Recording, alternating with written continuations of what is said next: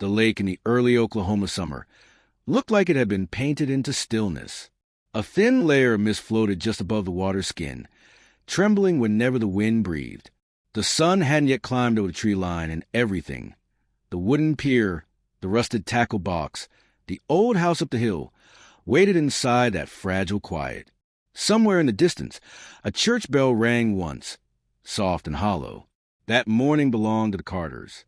Their world was small, ordinary, but in its simplicity, it carried a quiet kind of peace. Ellen Carter, 15, tied her hair back with a ribbon that had lost its color long ago. She was tall for her age, serious in a way that only older sisters could be. Her brother Tommy, 12, was all movement, barefoot, restless, proud of the new fishing lure he'd saved a month to buy. They stood by the edge of the pier, their voices soft, carrying across the calm water in small, warm bursts of laughter.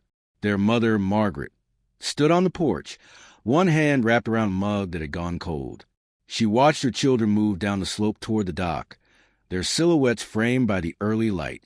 Their father, Ray, was already in the shed, sorting through tools for the day's work, unaware that he'd later remember the sound of that morning. The scrape of the boat against the dock, Ellen's voice calling something he couldn't quite make out, as the last normal sound his life ever held. Ellen untied the boat. The wood creaked softly as she pushed it away from the shore. Tommy leapt in behind her, nearly tipping them both. She laughed and told him to sit still. They drifted into the open water, the oars dipping rhythmically, pulling the lake's reflections apart in long silver streaks. The scent of pine mixed with something sweet and earthy. The world felt endless. It was 1958, and in Clearwater, Oklahoma, the world moved slower than it does now. Summer mornings belonged to children and riverbanks. People trusted the water, the way you trust a familiar road. You know it can turn, but you never expect it to. Everyone in town knew the Carters. They were quiet, church-going people who kept to themselves. Ray worked construction. Margaret taught piano. Ellen helped her mother with lessons in the evenings, her delicate fingers trailing the keys as though touching something sacred. Tommy was all noise and dirt, the kind of boy who came home with bruises and stories that didn't always add up, but they were good kids. The kind you expect to grow up and never leave town. By mid-morning, the air had warmed. A few neighbors saw the Carter kids out on the lake, just two specks in a wooden boat, sunlight bouncing off the water around them. Someone said they were near the far cove, where the trees grow thick and the shore becomes a mess of roots and shadows. Someone else remembered hearing a dog bark there, sharp and then suddenly silent. Around noon, Margaret went back inside, humming a tune she couldn't finish. She packed sandwiches into wax paper, set them on the counter, and checked the clock. She expected them home by 2. But 2 came and went. By 3, the sky shifted, clouds moving in slow, deliberate drifts. She stepped outside, shading her eyes toward the lake. The surface shimmered with heat. No boat, no voices. By 4, she walked down the hill barefoot, her skirt gathering dust at the hem. The dock stood empty, only the rope still tied where the boat had been. A ripple spread across the water, widening until it disappeared. She called their names. Ellen, Tommy. Her voice echoed faintly, caught by the trees. She waited for an answer that didn't come. Up the hill, Ray noticed the stillness too. The air felt wrong, like the quiet before a storm, though the clouds had cleared again. He looked out and saw his wife by the water, hands cupped around her mouth, shouting. He ran down, heart thudding in his chest.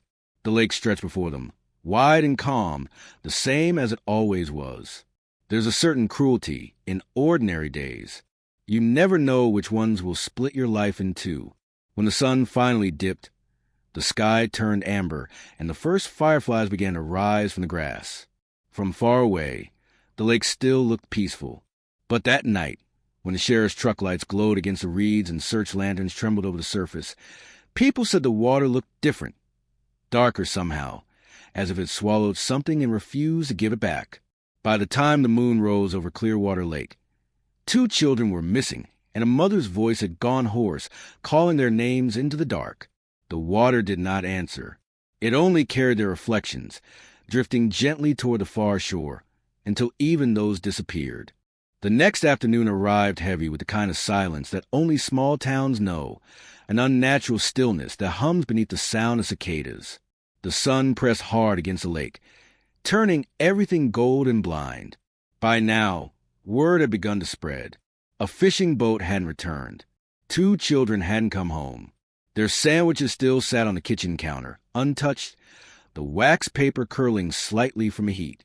Ray Carter drove to the water's edge before anyone else did.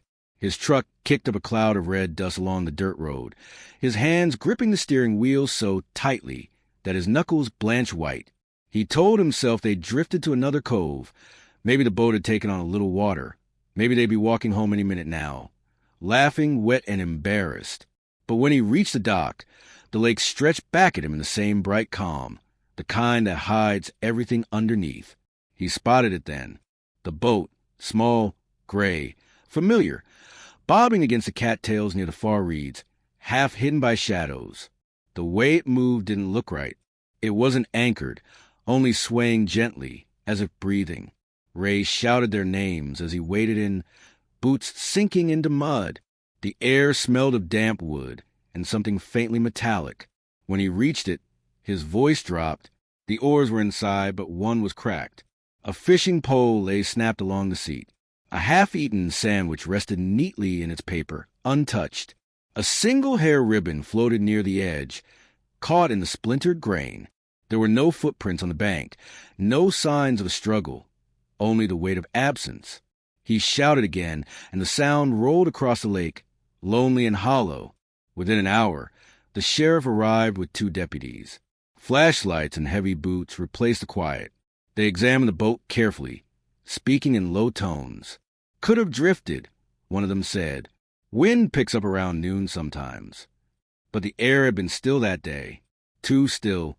Margaret stood by the dock, arms wrapped around herself, staring at the boat as if it might still give something back. By sunset, the sheriff had called in volunteers. Men came with lanterns and dogs, combing the shoreline in long lines. The water glowed orange with the dying light, broken only by the ripples of their search. They dragged nets, probed the shallows, called the children's names until their voices cracked. Someone lit a cigarette and whispered that he'd seen a green pickup truck parked near the dam that morning. No one recognized the driver. Another man said he'd heard a scream, or maybe it was a bird, but he couldn't be sure. The town gathered in clusters by the road. Mothers held their children tighter. Fathers whispered orders that no one go near the water alone. At the diner that night, no one laughed. The jukebox stayed off. When darkness fully settled, the lanterns on the boat scattered across the lake like faint stars, reflected in the black water. Deputies rowed slowly, their beams cutting brief silver lines that vanished as quickly as they appeared. They found nothing. No shoes, no torn clothes, no sound except the soft knocking of the boats against their own shadows.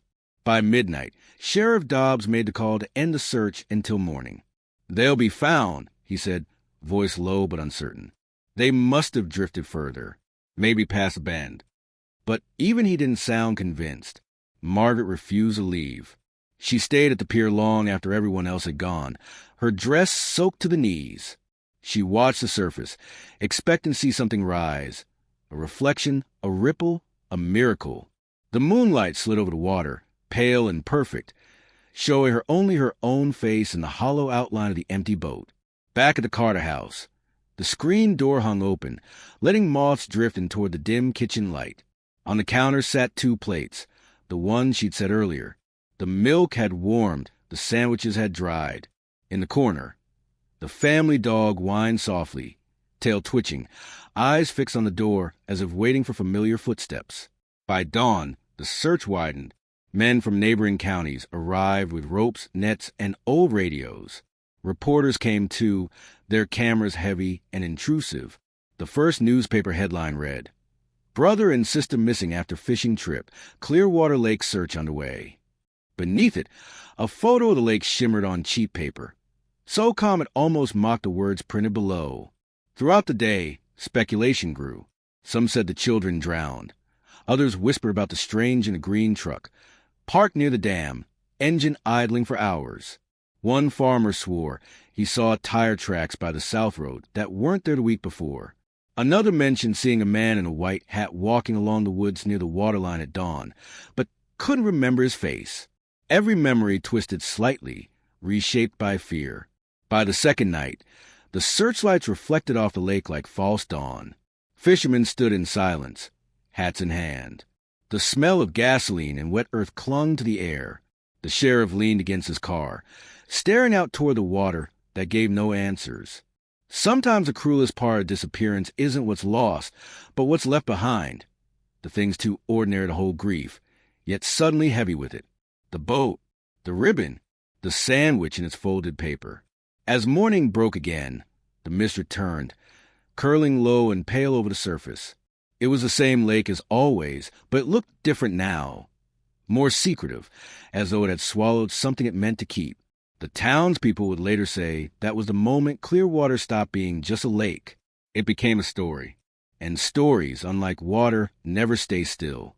By the third day, Clearwater was no longer a town. It was a waiting room. The rhythm of daily life had stopped. Storefronts stayed open, but no one bought anything. Radios whispered the same update over and over.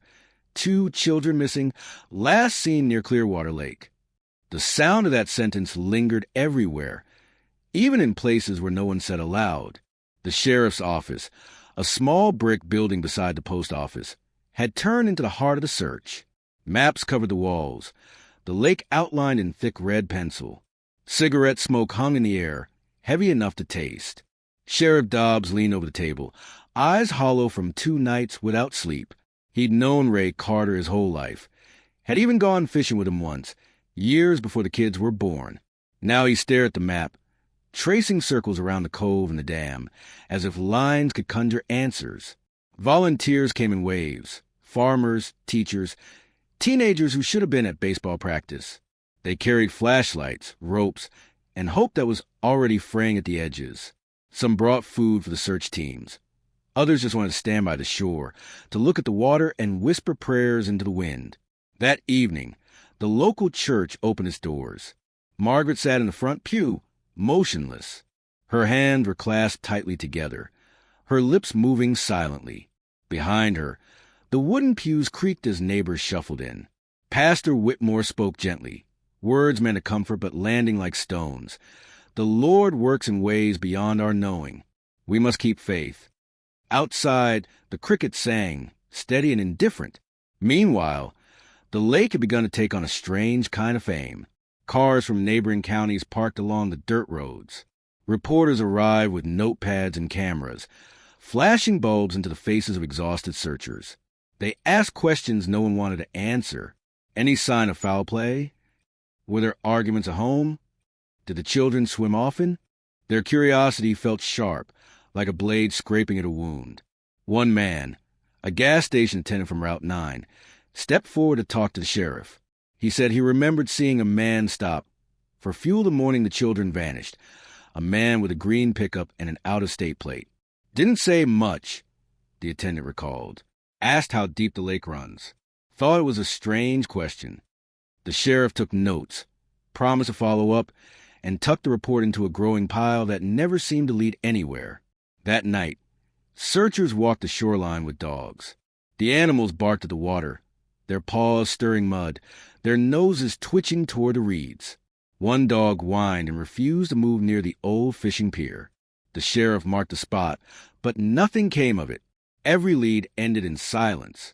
At the Carter house, time felt wrong. The clock in the living room had stopped at 3:17, the exact hour Margaret realized her children weren't coming back. She couldn't bring herself to wind it again. Ray sat outside most nights, staring at the lake in the distance, cigarette burning low between his fingers. Sometimes he thought he heard them, faint laughter carried by the wind, the creak of the dock boards. But it was only the sound of his own memories replaying themselves. On the 4th day, the Red Cross joined the search. They set up tents near the water and brought in boats to sweep the deeper areas. Reporters took pictures of them lowering nets, their reflections rippling in the dark green water. When the story aired on the local station that evening, it felt surreal to the townspeople to see their quiet lake on television framed by tragedy. Clearwater was changing in ways that couldn't be undone. Conversations grew shorter. Smiles disappeared. Mothers began walking their children to school, even those who lived just a few blocks away. The air itself seemed heavier. Nights were the worst, too quiet, too long. People began locking their doors, something they hadn't done before. On the seventh day, Sheriff Dobbs called a town meeting in the high school gym. Folding chairs lined the floor. The fluorescent lights buzzed faintly above. Ray sat in the front row, shoulders slumped, his face a map of sleepless nights. Margaret didn't come. The sheriff spoke plainly. We've searched every inch of that lake. We'll keep looking. But we have to consider all possibilities. The room fell silent. Somewhere in the back, someone muttered, "You mean they're gone?" Another voice whispered, "Or taken." After the meeting, a few people stayed behind. Some wanted to help again in the morning. Others just didn't want to go home. It was easy to sit among strangers and to face the emptiness of their own kitchens, their own children asleep in their beds. The sheriff looked out the window toward the dark line of trees surrounding the lake and felt, for the first time, that the case might never find daylight. By the end of the second week, the town's energy shifted from frantic to hollow. The missing posters faded on telephone poles, their edges curling in the sun. The scent of lake water lingered in everyone's clothes. Conversations drifted toward speculation, stories changing shape as they passed from one voice to another. Some said they'd heard about deep sinkholes under the lake. Others whispered about strangers who camped there late at night. A few spoke of curses, as if the land itself demanded something every generation. Clearwater became a town of watchers. Every car that passed was noticed. Every new face was a question. Behind lace curtains, neighbors peered out and lowered their blinds. Grief turned into a kind of paranoia. At night, Margaret still sat by the window, a lamp glowing beside her. She couldn't stop looking toward the road, convinced that if she waited long enough, she'd see them walking up the hill. Ellen with her calm, steady steps, Tommy trailing behind, grinning, barefoot, alive. But the road stayed empty. The only movement came from the shadows of the trees, swaying in the wind. And as the summer deepened, Clearwater learned to live with what it couldn't explain. The search teams thinned. The sheriff's reports grew shorter. Yet every person in town carried the same unspoken fear. If 2 children could vanish without a sound, maybe anything could. That was the year the people of Clearwater stopped calling the lake. They started calling it the place. As if by changing the name, they could distance themselves from the darkness beneath its still surface. But no one ever forgot the way the water looked that summer, the shimmer of sunlight that seemed too bright, too beautiful, for the kind of secret it was keeping. Summer turned to autumn, and the leaves around Clearwater Lake began to wither into rust and gold. The boats that once dotted the water were pulled ashore and left dry, their hulls pale from sun and silence. By October, the town had stopped holding search meetings. Hope, once loud and determined, had thinned into something quieter, an ache that people carried like a habit. The official story was simple, a tragic accident. The sheriff had written it that way in his report. Likely drowning, bodies unrecovered due to current and vegetation. It sounded tidy, as if a sentence could make sense of the hollow space left behind. But anyone who lived near the lake knew better. Clearwater had no current strong enough to take 2 children without a trace. It had only the slow pull of time and the kind of depth that made you wonder what slept at the bottom. A year later, the lake began to shrink. The drought of 1959 hit Oklahoma hard. The sun burned hotter, and the air cracked with dryness. Farmers cursed the sky. The ground split into veins. And for the first time since that summer, Clearwater Lake started to give something back. The waterline receded slowly, exposing things long hidden. Beer bottles, broken fishing lures, the skeleton of an old pier. Then one morning, a group of teenagers walking the shore saw something glinting in the mud. It was small and half buried, but when they pulled it free, it revealed the engraving, TC. The letters were faint, scratched by time, but still there. Tommy Carter's tackle box. Word spread quickly. The sheriff came out with his deputies, cameras in hand. Reporters returned, their notebooks ready for resurrection. They found the box open and empty, its metal warped with rust, but its presence was undeniable. A piece of the past resurfaced. Nearby, lodged in a tangle of reeds, lay a small child's shoe. The leather was brittle, the sole cracked, but it was unmistakably from that time. The sheriff lifted it with a gloved hand, holding it as if it might crumble. To everyone else, it was proof enough. The Carter children had drowned. The lake had finally confessed. But Margaret didn't see it that way. When she was shown the shoe, she only shook her head and whispered, "That's not Ellen's." Ellen's shoes had stitching around the toe. She never wore this kind. Her voice was steady but hollow. The town wanted closure. Margaret refused to grant it. In her mind, something didn't fit. She began to revisit that morning in her head. The way Ellen had looked back before stepping into the boat, the slight hesitation that she'd missed before. She was thinking of something, Margaret said once to the pastor, something she wasn't telling me. Ellen had always been the quiet one, the kind of girl who listened more than she spoke. But in the weeks before the disappearance, she'd seemed distracted. Her piano teacher noticed it too. She'd stop mid-song, staring off toward the window, as if she heard something far away. A friend from school, a girl named June McKinney, told the sheriff something else, that Ellen had been writing letters to someone named Jay. When asked what the letters were, June said she didn't know. She used to bring them to school, but she never mailed them. June said. Then one day, she just stopped. That detail caught the attention of Deputy Jack Renard, a young man with sharp eyes and a quiet way of asking questions. He went through Ellen's room with permission from her parents.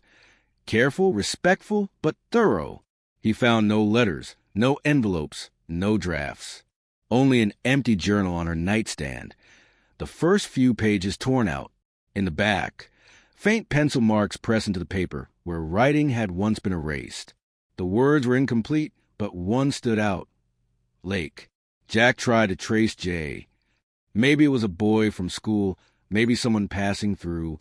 He questioned the gas station attendant again, but the man had forgotten details. The description of the strange in the green truck was too vague. Average height, maybe brown hair, maybe not. It led nowhere. Weeks turned into months. The case grew colder, and with it, Jack's curiosity hardened into obsession. He started spending his evenings driving around Clearwater after dark, headlights brushing against the trees, the surface of the lake glowing faintly under the moon. He swore once he saw something. Two figures standing on the far bank, pale shapes that vanished when he called out. He never told anyone that part. By early winter, the Carter house was empty. Margaret had moved to Tulsa to live with her sister. Ray stayed behind for a while, but his drinking worsened. He told a friend one night that he kept hearing the screen door open when no one was there. "It's them," he said. "I can tell by the way it sounds. Light. Careful." When the drought ended and the rains came, Clearwater Lake filled again, swallowing the muddy banks, covering what it had revealed. The tackle box was placed in evidence storage, the shoe sealed in a plastic bag, and the file labeled closed pending discovery of remains. But something strange happened in the years that followed. People began reporting odd things near the water at dusk, voices that sounded like laughter, soft ripples with no wind, the faint smell of perfume mixed with algae. Teenagers dared each other to stay after dark, claiming they saw a girl standing knee-deep near the cove, hair slicked back, dress moving with the current. The sheriff dismissed it all as local folklore. But Jack Renard didn't. He kept the box in his attic with everything he gathered. The shoe, photos, a piece of the ribbon, notes about the J from Ellen's letters. He couldn't let it go. Something about the story didn't sit right. It wasn't just about drowning.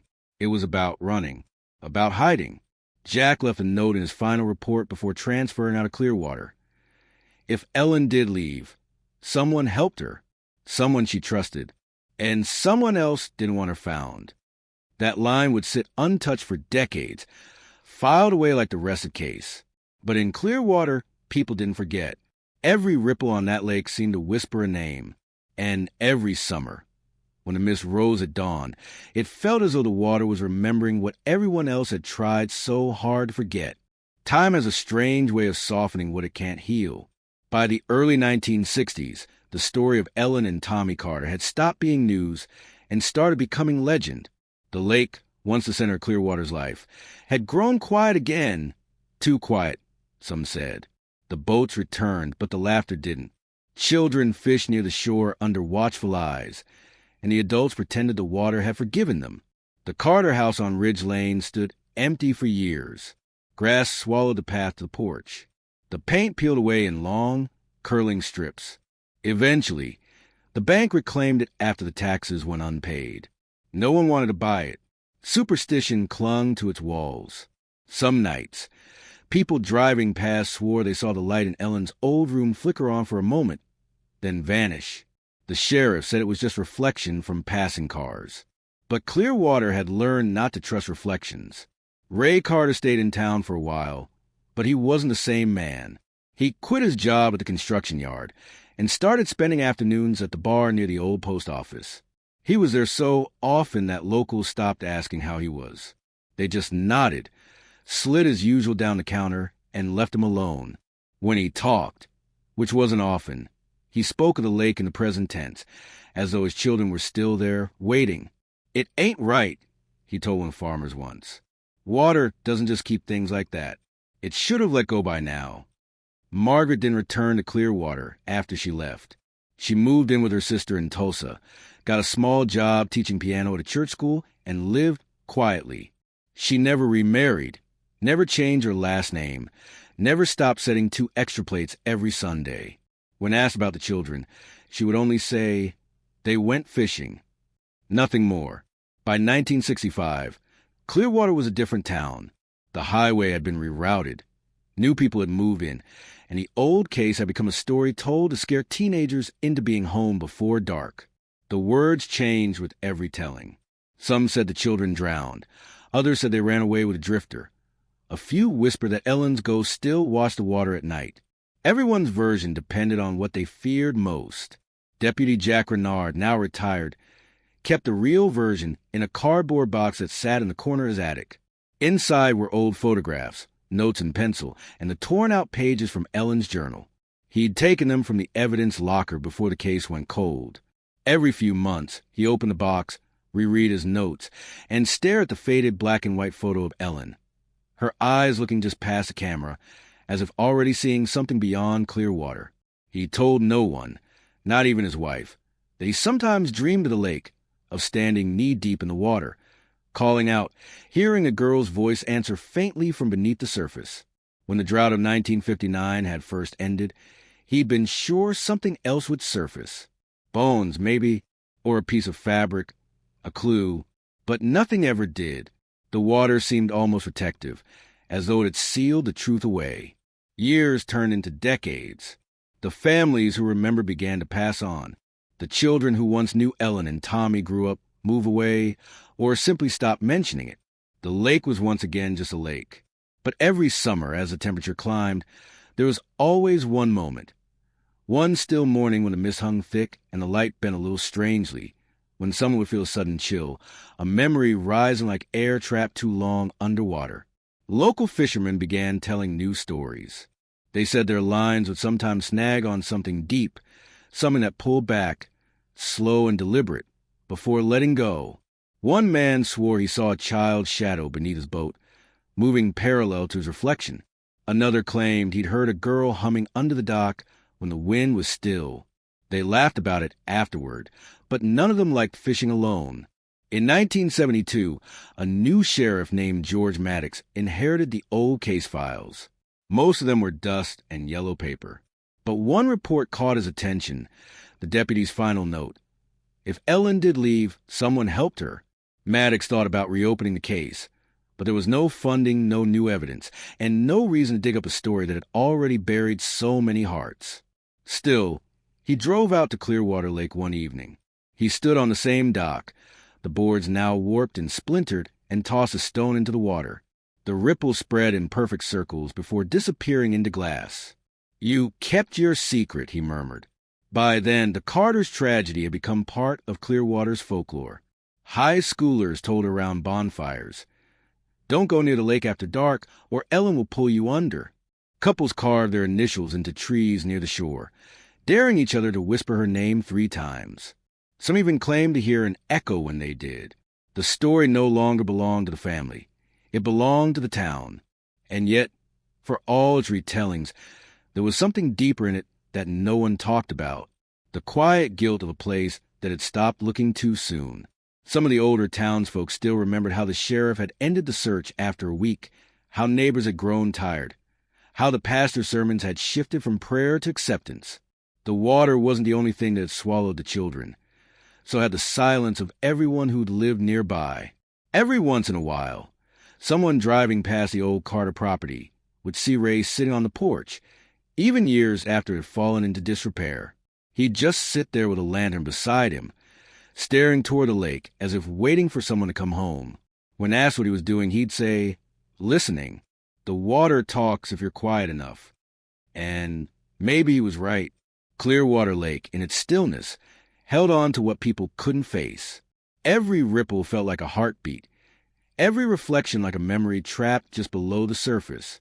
By the time the 1980s rolled around, most of the people who remembered that day had gone gray or moved away. The town stopped marking anniversaries. The story faded from front porches and coffee counters, replaced by new gossip, new tragedies. But for those who still passed the lake every morning, something about it remained unchanged.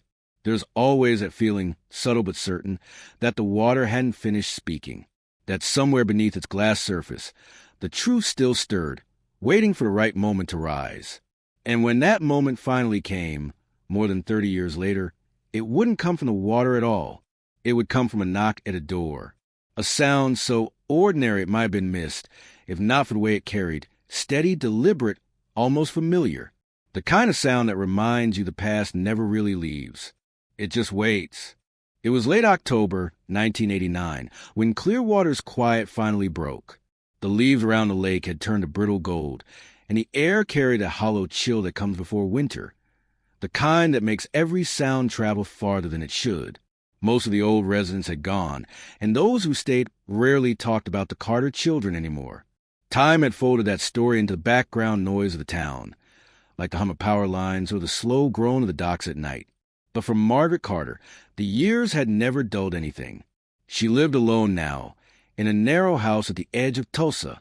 The piano still stood in the corner of her living room, untouched for months. A blanket rested on the arm of the couch, neatly folded, as though she were still waiting for someone to come in from the cold. The house smelled faintly of dust and rosewater.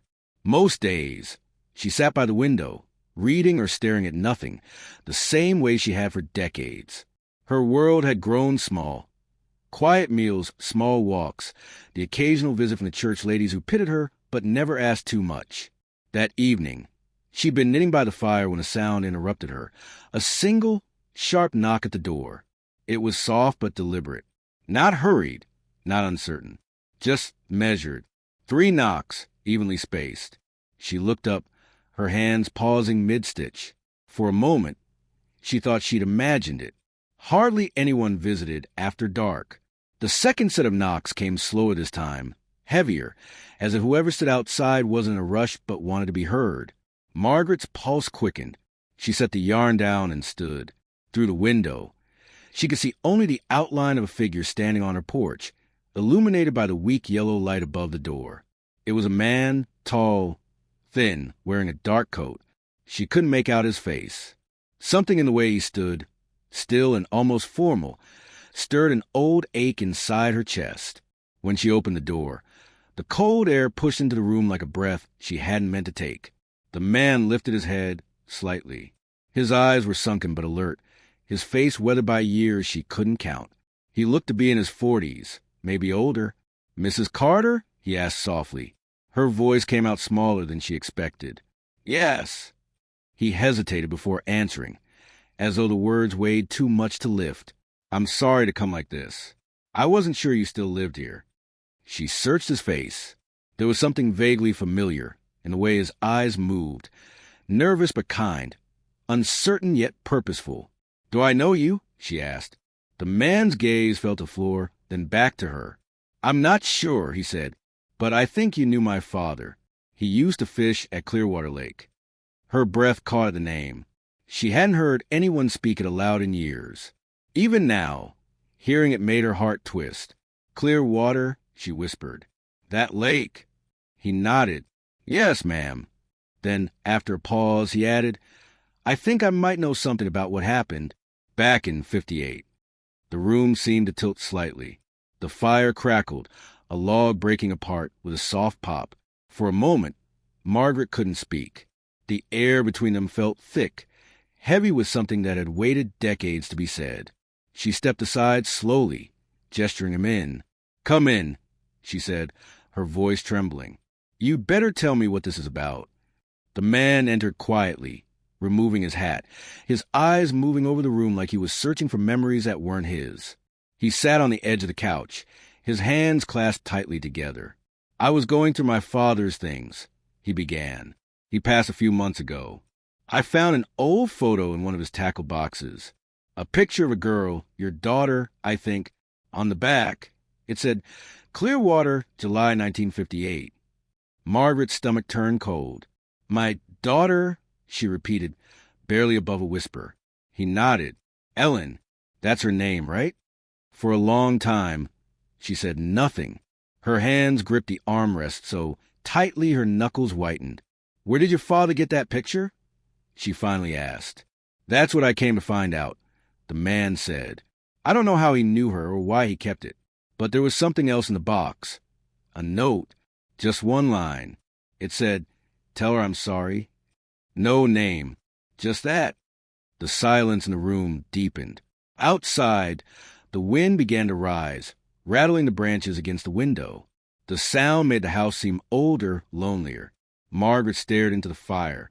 The flames reflected in her eyes, small and trembling. "Your father's name," she asked. "What was it?" "Howard. Howard Kent." She blinked.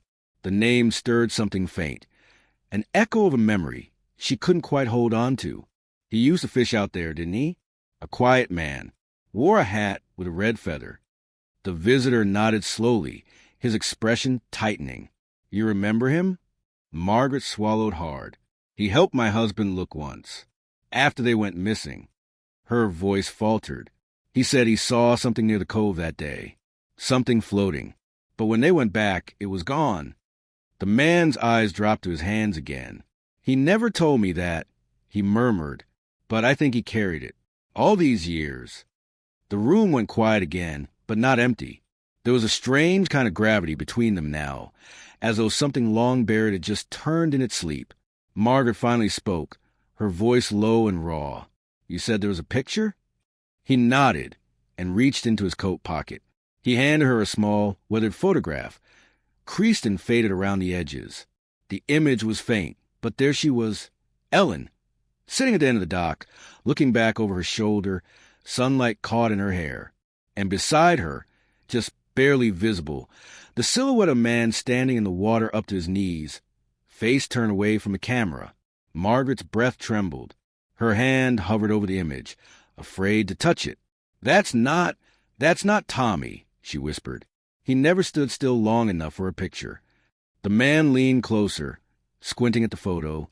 "Do you know who that could be?" Margaret didn't answer right away.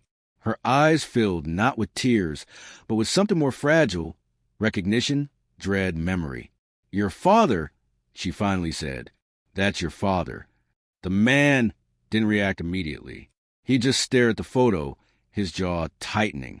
"I was afraid you'd say that." They sat in silence again, the old clock ticking steadily in the background, marking time that suddenly felt too heavy to bear. Outside, the wind carried faint traces of lake water and pine. Somewhere far away, a storm was forming, and as the fire dimmed, Margaret realized that this was not just a visit from a stranger.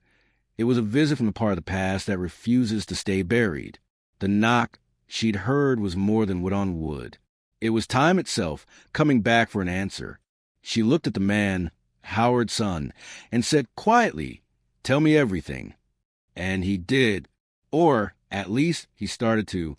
What neither of them knew was that the truth he brought with him that night would not only reopen the past, it would rewrite it.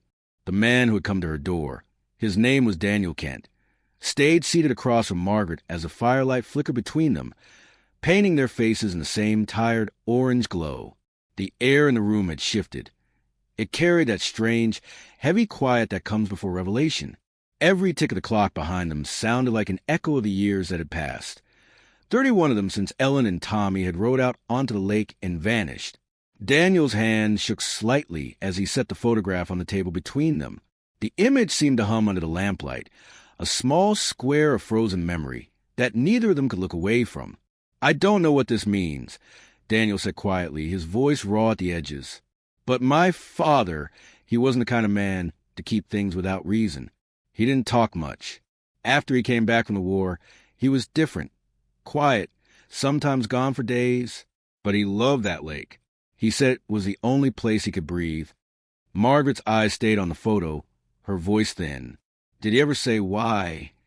Daniel hesitated, then shook his head. "No, but when I was a boy, he'd take me there every summer. Always to the same spot, north side, near the cove. He'd sit for hours, just staring at the water, never spoke, never fished, just watched, like he was waiting for something." The sound of rain began to patter against the window, soft at first, then steadier. Margaret glanced toward it, her reflection faint in the glass. "That cove," she said after a long pause. "That's where they were last seen." Daniel nodded. "I know." He exhaled slowly. "There's something else, Mrs. Carter. Something I haven't told anyone yet."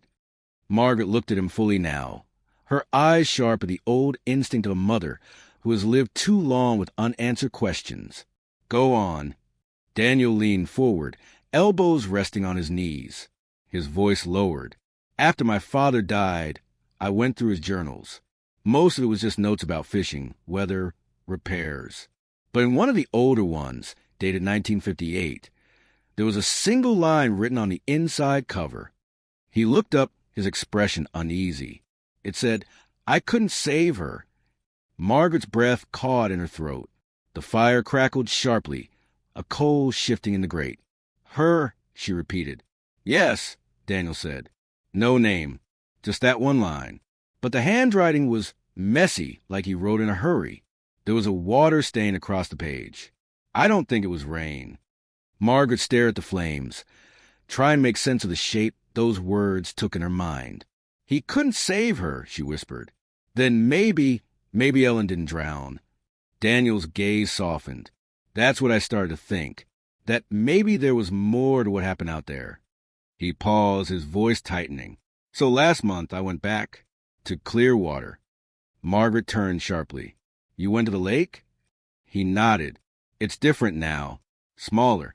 The droughts over the years have pulled the shoreline back almost 20 feet. Trees have grown over the southern bank. But the dock, it's still there, half sunk, like it's waiting for someone." Her eyes clouded with memory.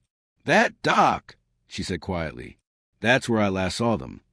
Daniel leaned back, his words coming slower now, heavy with the weight of what he'd seen. "When I was walking near the cove, I noticed something strange. The water line had dropped enough to expose part of an old wooden post. I thought it was just debris. But when I got closer, I saw that there was a piece of fabric caught on it, buried under silt. I pulled it free. It was small, faded almost white, but you could still see the stitching. A ribbon." Margaret froze. Her hands trembled slightly. "What color?" she asked. Daniel hesitated. "Pale blue, maybe. Hard to tell now." She closed her eyes. "Ellen's ribbon," she whispered. "She wore it that morning. It was her favorite." The rain outside thickened, turning into a steady hiss against the roof. The sound filled the space between them, pressing close. "After that," Daniel continued, "I called the sheriff's office in town. They said the case was sealed. No new investigation unless there was clear evidence. They didn't care about the ribbon. Said it could have belonged to anyone. But there was something else. Something I didn't tell them." Margaret looked at him, her voice tight. "What was it?" He swallowed hard, then said softly, "While I was out there, I found the remains of a small campfire in the trees near the bank, and half buried beside it, an old glass bottle. Inside was a piece of paper, almost gone, I couldn't make out much, but one word was still legible. He paused, his eyes lifting to hers. It said, sorry. The word seemed to hang in the air, echoing the note Daniel had already mentioned for his father's tackle box. Margaret pressed a trembling hand to her lips. The repetition felt deliberate, like a voice from the past whispering the same unfinished confession through different cracks in time. The clock ticked on. The rain fell harder. And something inside her, some fragile dam built from years of silence, began to break. Your father helped with the search, she said suddenly. He and Ray went out in the sheriff's boat the second night. He said he saw something near the cove, something moving in the dark water. When they shined the light, it was gone. Daniel nodded slowly.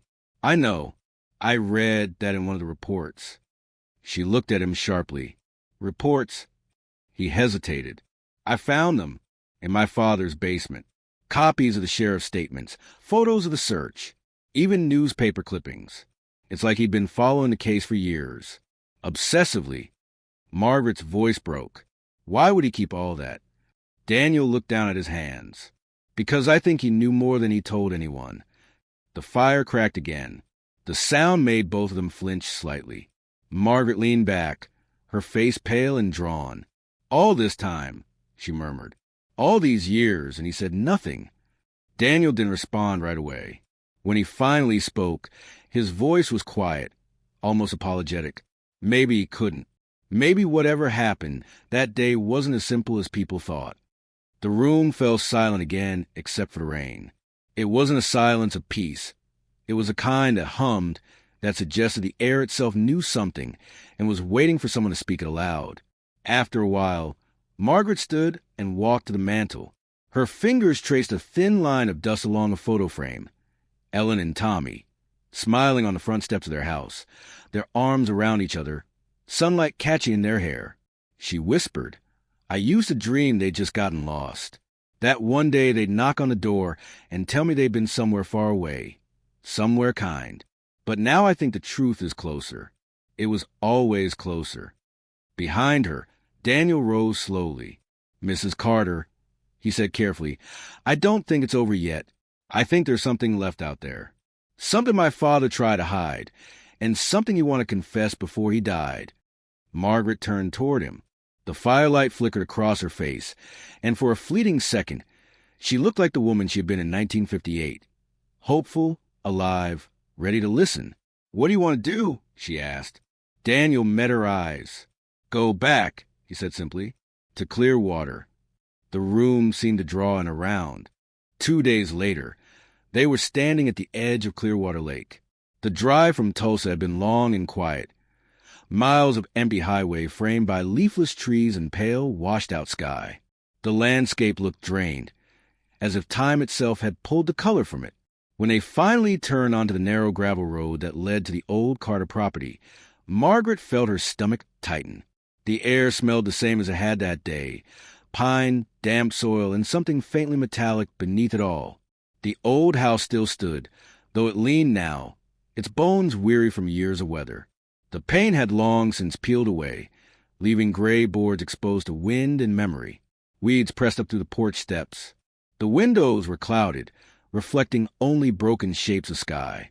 Margaret stopped at the gate, gripping the rusted latch, her breath catching in her throat.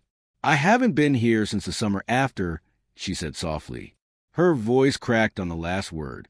Daniel stood beside her, his coat collar turned up against the cold. You sure you want to go in? She nodded once. If I don't, I'll regret it. The gate squealed as it opened, the sound echoing into the stillness. The grass crunched underfoot. Each step felt like a trespass into something sacred and unfinished. When they reached the porch, Margaret hesitated before touching the doorframe. Her fingers brushed over the faint outline of a carving. E+T, scratched into the wood decades ago by 2 children with a borrowed pocket knife. They did that one summer afternoon, she murmured. Said it meant eternity. I laughed at them for it. Daniel glanced toward the lake beyond the trees. The water shimmered faintly through the branches, smaller than he remembered from his childhood visits. Places change, he said quietly. Margaret shook her head. No, they wait. They walked down the slope, toward the shoreline. The path was overgrown, but she could still find it by memory. The curve of the land, the way the trees bent toward the water. When they reached the dock, she stopped again. The boards were warped and slick, half of them missing. The lake lay before them, still as glass, reflecting a sky the color of pewter. Daniel crouched by the edge, scanning the shallows. "This is where you last saw them?" "Yes," she said. "They pushed off right here. I told them to be back before lunch." Her eyes filled, though no tears fell. It was such an ordinary thing to say. Daniel stood and looked across the water. "The cove's that way," he said, pointing toward a narrow inlet partially hidden by a stand of birch trees. "That's where I found the ribbon." Margaret followed his gaze, her hands trembling slightly. "I remember that place. The water there was always darker." They started walking along the shore. The wind picked up, stirring the surface of the lake into small, restless ripples. Somewhere behind them, a bird called once and fell silent. As they neared the cove, the trees grew thicker, the light dimmer. The ground softened underfoot, damp with years of decay. Daniel led the way, his boots sinking slightly into the mud. He stopped near a low, exposed root jutting from the bank. "Here," he said, gesturing. "This is where I found it." Margaret crouched, her fingers brushing the earth.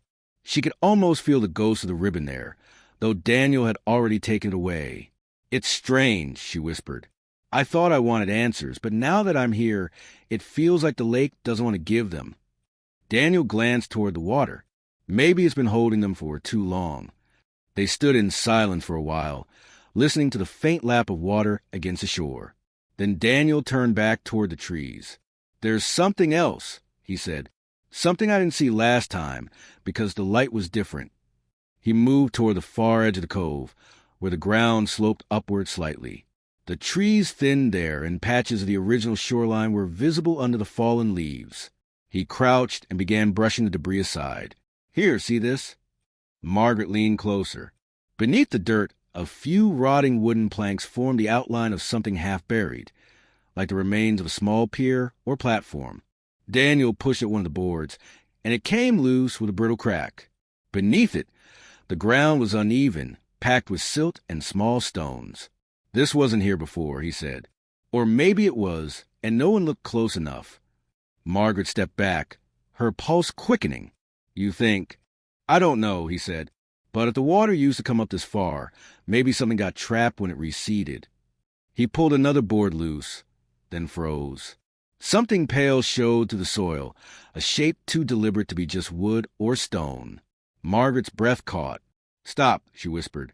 Daniel hesitated, then brushed more dirt away carefully. A small object emerged, a rusted fishing reel, half decayed but still recognizable. The metal glinted weakly in the dim light.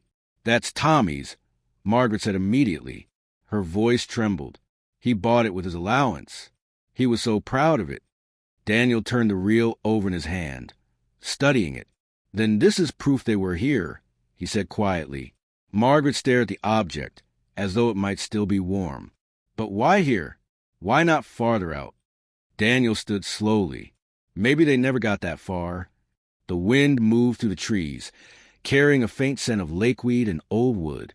The air seemed to press down heavier now, as though the world itself had leaned closer to listen. Margaret took a step toward the water. "Ellen was careful," she said softly. "She wouldn't have rowed into a storm. She knew that lake better than anyone." Daniel nodded. "Then something must have happened before she could." He looked around, scanning the shadows of the cove. "My father wrote that he couldn't save her. Maybe she fell. Maybe she tried to help Tommy, and he stopped," the sentence breaking apart. "Or maybe someone stopped her from leaving." Margaret's eyes lifted sharply. "You think your father—" Daniel's expression tightened. "I don't want to believe that. But why else would he keep all this? The photo, the ribbon, the note?" The silence that followed was almost unbearable. Margaret's face hardened, not with anger, but with the slow dawning of something worse, recognition. "Your father wasn't a cruel man," she said finally. "I remember that. But sometimes kind men carry heavy things." Daniel turned the reel over once more, then placed it gently on a flat stone by the shore. I don't think this lake ever gave him peace, he said. And now I think I know why. The cloud shifted overhead, and a shaft of weak sunlight cut through the trees, glinting off the water. For a moment, everything was still again, the kind of stillness that feels like the world holding its breath. Then, from somewhere beneath the water's surface, came a soft sound, a low, hollow thud, followed by a faint ripple that spread outward in perfect circles. Margaret froze. "Did you hear that?" Daniel nodded slowly. "Yeah." The ripple reached the shore, then faded. The lake went silent again. Margaret looked out over the water, her voice trembling. "It's like it remembers." Daniel didn't answer. He just stared at the reflection of the trees on the surface, where the ripples had vanished, and whispered almost to himself, "Maybe it never forgot." They stood there until the wind died down, until the only sound left was the whisper of leaves against the water. By the time they turned to leave, the sun had begun to sink, and the lake's surface glowed faintly gold. From a distance, it looked beautiful, peaceful even, but to them, it no longer seemed still. It seemed alive. Something beneath it was waiting, watching. And as they walked back toward the car, Margaret glanced over her shoulder one last time. She could have sworn she saw two small ripples forming near the center of the cove, side by side, as though two unseen figures were drifting away together toward the far edge of the lake. That night, the motel felt colder than it should have. The old heater in the corner rattled and groaned, filling the room with bursts of uneven warmth. Margaret sat on the bed nearest the window, a blanket wrapped around her shoulders, staring at the small wooden box they'd found hidden under the porch. The box was cracked, its hinges rusted, and it smelled faintly of damp wood and time. Daniel sat across from her at the small table, his father's letter open in front of him. The edges were yellowed, the ink faded almost brown. He'd read it twice already, but he couldn't stop his eyes from returning to the last lines, the ones that had shaken something loose inside him. She said the water was calling. I told her not to listen, but I think I failed them both. Margaret finally broke the silence. "You said your father wrote this in 1962? Daniel nodded. "For years after they disappeared. It wasn't mailed, just sealed in the box, along with these." He reached into the box and pulled out two small objects wrapped in a strip of worn fabric. As he unrolled it, the items clinked softly against each other, a rusted locket and a coin with a hole punched through it. Margaret's breath hitched the moment she saw the locket. "That's Ellen's," she whispered. "She wore it every day. It had a picture of our parents inside." Daniel turned it over carefully. The clasp had corroded, but he managed to pry it open. Inside, the photos were still visible, blurred, water-damaged, but there, two smiling faces, frozen the time before any of this happened. He placed the locket on the table, beside the coin. "And this one," he said, holding up the coin, "has initials carved into it. T.C. for Tommy Carter." Margaret reached out and touched the coin with trembling fingers. Why would he have kept these? Daniel hesitated before answering. Maybe he found them later. Maybe he didn't tell anyone. Margaret looked at him sharply. Why wouldn't he? He exhaled slowly, the sound rough. Because it might have made him part of the story. Because it meant he knew something no one else did. The heater clanked again, breaking the stillness. Outside, wind pushed against the window pane, and rain began to patter softly on the glass. Margaret's reflection in the dark window looked ghost-like, pale, distant, her eyes fixed somewhere far beyond the present moment. She spoke again, her voice quieter now. "The police said they found no signs of struggle. No overturned boat. Nothing." "I know," Daniel said. "But if the boat drifted or they never even launched it," he trailed off, and for a long moment neither of them spoke. The weight of decades seemed to settle around them. The lost summer, the unanswered questions, the way grief had reshaped both their families in different ways. Finally, Daniel stood and began pacing the narrow room. "My father stopped going to the lake after that year. He never spoke of it again. Not once. When I was a kid, I thought it was guilt. But now I think, what? I think he was afraid." Margaret frowned. Afraid of what? Daniel turned toward her, his expression unreadable. That something there wanted them. That it wasn't an accident at all. She stared at him, unsure whether to dismiss it or believe it. You mean a person? He hesitated. Maybe, or something else. My father used to tell stories when I was little, about the lake, about how the water was deeper than it looked, how people used to say it took things it wanted and never gave them back. Margaret's voice was almost a whisper. You think he believed that? I think he did by the end, Daniel said. That's why he never went back. Why he kept the locket and the coin. Maybe he thought if he kept a piece of them, they wouldn't disappear completely. For a moment, the only sound was the rain thickening outside, turning from a patter to a steady hiss. The window blurred with condensation. Margaret stood and walked to it, pressing her palm against the cold glass. Beyond the reflection, she could just make out the faint shimmer of the highway lights. When they first went missing, she said, people whispered all kinds of things, that they ran away, that Ellen was pregnant, that Tommy got lost and she went after him. But none of that ever fit. She wouldn't have left me. She promised we'd always come home together. Her voice broke on the last word. Daniel moved closer, but didn't touch her. The moment felt too fragile for comfort. Margaret turned to face him again. You said the box was under the porch. That means he came back here, didn't he? After it happened. Daniel nodded slowly. He must have, maybe more than once. Then maybe he found something else, she said, her tone changing. Firmer now, as if resolve were beginning to form beneath the grief. Maybe that's what he meant in the letter. The water was calling. Maybe he saw something. Daniel's eyes met hers, and for the first time since they'd found the letter, he didn't look entirely certain of himself. There's one way to know, he said finally. We go back tomorrow, before the rain makes it worse. Margaret nodded without hesitation. I'm not leaving until I understand. As the night deepened, they left the artifacts on the table. The letter, the locket, the coin, all relics of a moment frozen in time.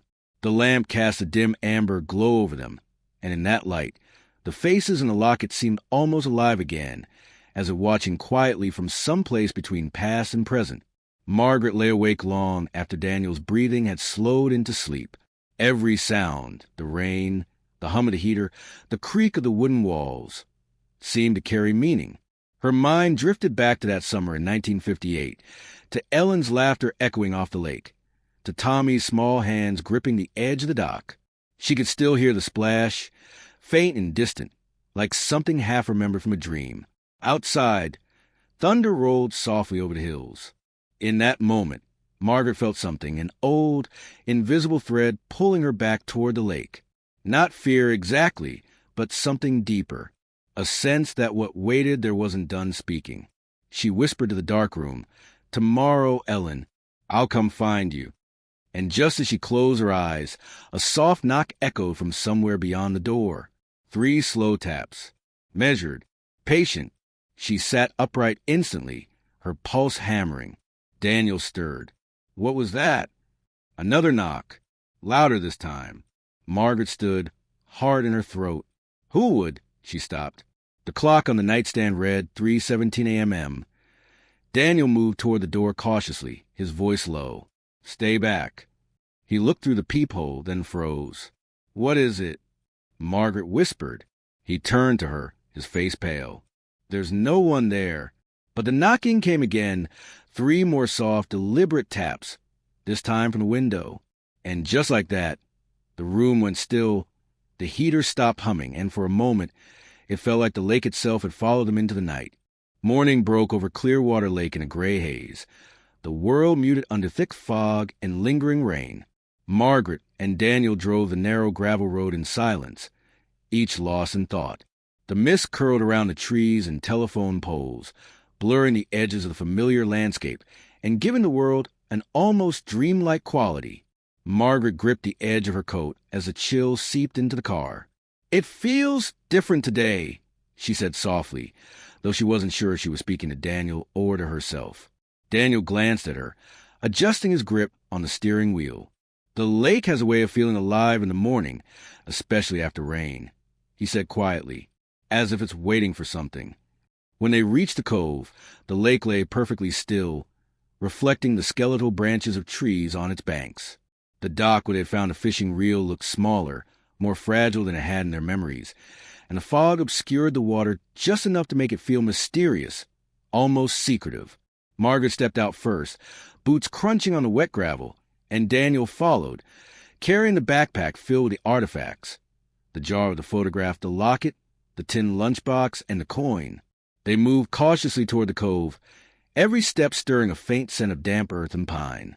Margaret knelt at the shoreline, pressing her gloved hands into the mud, feeling faint impressions of what could have been footsteps decades old. Daniel crouched beside her, carefully brushing mud away from the jar. "We have to be methodical," he said, voice low. "Every detail matters. My father didn't leave these items here by accident. He wanted someone to understand." Margaret nodded, tracing the subtle depressions in the mud. "We listen. Every step, every object. It's a story he left for us."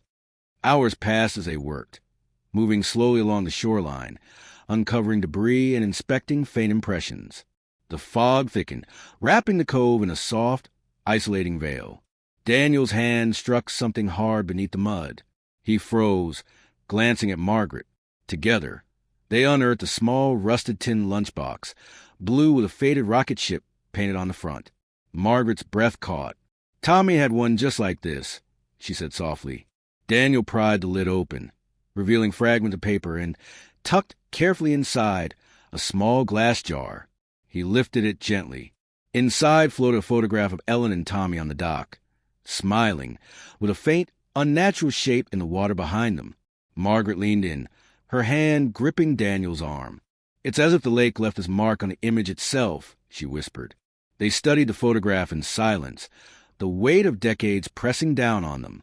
The fog seemed to grow thicker, heavier, as if the lake itself were watching, testing them, gauging their resolve. Margaret's voice broke softly. "We have to go deeper. We need to see what else my father and yours left for us to find." Daniel nodded, adjusting his backpack. "Every trace matters. Every detail. We piece it together, and maybe we can finally understand what happened that day." As they moved closer to the center of the cove, the water's surface rippled unexpectedly, concentric circles spreading outward. Margaret froze, eyes wide.